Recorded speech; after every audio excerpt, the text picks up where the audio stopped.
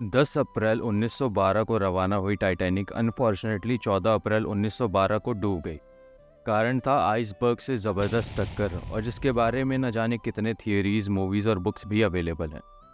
Researchers की माने तो टाइटैनिक का 2030 तक कोई नामो निशान तक नहीं रहेगा। अब बात करते हैं एक रीसेंट इंसिडेंट की। 18 जून 2023 में ओशन गेट नाम की कंपनी के सबमरीन में टाइटैनिक देखने जाने वाले 5 लोगों की सबमरीन के कैटास्ट्रॉफिक इम्प्लोजन के कारण डेथ हो जाती है। रीज़न क्या हो सकता है? Quality test issue, product design default, communication problem, poor choice of material या कुछ और? इन सब के बारे में हम आगे बात करेंगे। सो हेलो एवरीवन, अगर आप चैनल पर नए हो तो चैनल को सब्सक्राइब करना मत भूलना। इससे पहले थोड़ा कंपनी के बारे में जान लेते हैं। ओशन गेट एक प्राइवेट कंपनी है जिसके फाउंडर हैं स्टॉकटन रश एंड गुलेर्मो शॉलनाइन। इसका विजन है एलॉन मस्क के स्पेस टूर की तरह एक डीप सी एक्सप्लोरेशन को कमर्शियल करना, और इसके लिए अभी तक इन्होंने 3 सबमर्सिबल सक्सेसफुली डिज़ाइन करे हैं। बस डिज़ाइन करा है। पहला है एंटीपॉड्स।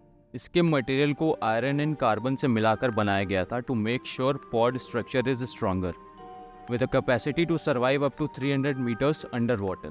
2010 में इस एंटीपॉड को अपनी पहली डाइव के लिए यूज़ किया गया था।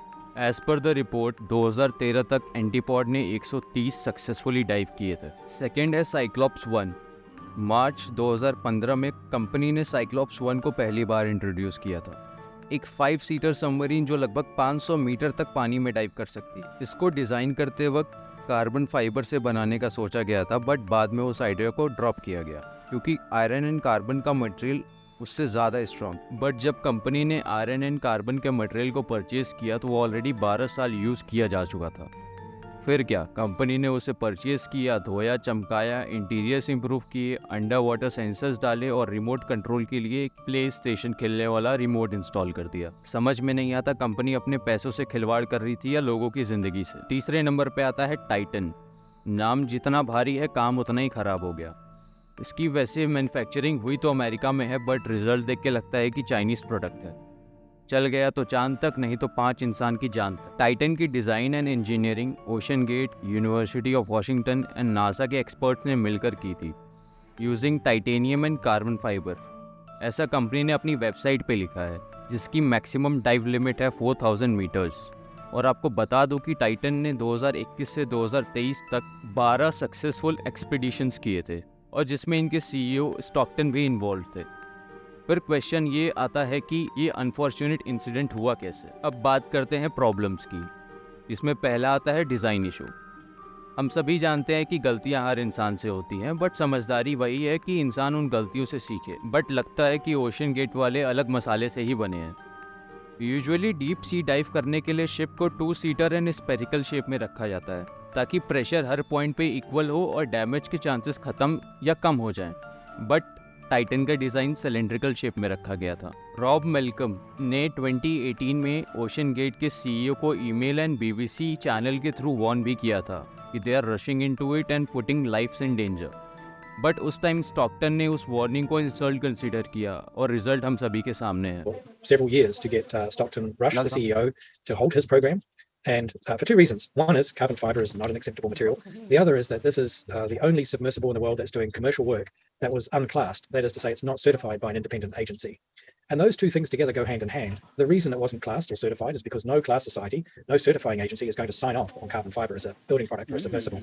2022 में डेविड पोग एंड माइक रीस इस एक्सपीडिशन का हिस्सा बने थे।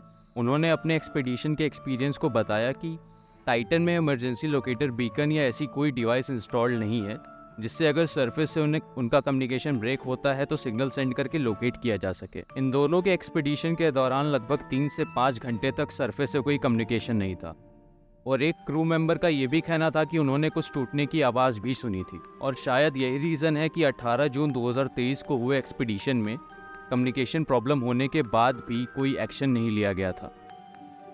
टेस्टिंग। ओशन गेट की वेबसाइट पे मेंशन है कि टाइटन के डिज़ाइन एंड इंजीनियरिंग में NASA and University of Washington ने कोलैबोरेट किया था। बट जून 2023 के इंसिडेंट के बाद both institution stated that they had no involvement in design and engineering और टेस्टिंग ऑफ टाइटन सबमर्सिबल। इससे ये कंफर्म होता है कि टाइटन की टेस्टिंग प्रॉपरली नहीं हुई थी और ना ही कंपनी के पास किसी इंडिपेंडेंट ऑर्गेनाइजेशन का अप्रूवल सर्टिफिकेट था। प्रोडक्ट एंड मैन्युफैक्चरिंग, सबसे बड़ी गलती प्रोडक्ट मैन्युफैक्चरिंग में ही हुई थी। इतनी डेप्थ तक डाइव करने वाले सब्स को टाइटेनियम से बनाया जाता है क्योंकि इस मटेरियल को मजबूती और प्रेशर झेलने की आदत होती है। बट ओशन गेट ने ज़्यादा यूज़ कार्बन फाइबर का किया था। Carbon fiber is a great material. It's better than titanium. It's better than a lot of other materials. And इस सबमर्सिबल को कंट्रोल करने के लिए वायरलेस गेम कंट्रोलर का यूज़ किया गया था। यूजुअली ऐसा रिमोट प्ले स्टेशन के लिए यूज़ होता है। रिसेंट इंसिडेंट के बाद ओशन गेट का कॉन्फिडेंस सुपर से बहुत बहुत बहुत ऊपर। अगर आप अभी ओशन गेट की वेबसाइट पे चेक करेंगे तो वहाँ आगे के एक्सपीडिशन का प्लान भी रेडी है, पर पता नहीं कौन और कैसे जाएगा। इस इंसिडेंट से बस एक ही बात समझ में आती है कि अपने काम पे कॉन्फिडेंस अच्छी बात है, बट इतना भी नहीं करना चाहिए जिससे आपकी या दूसरों की जान चली जाए। खैर, इस वीडियो में बस इतना ही। मिलते हैं अगली वीडियो में।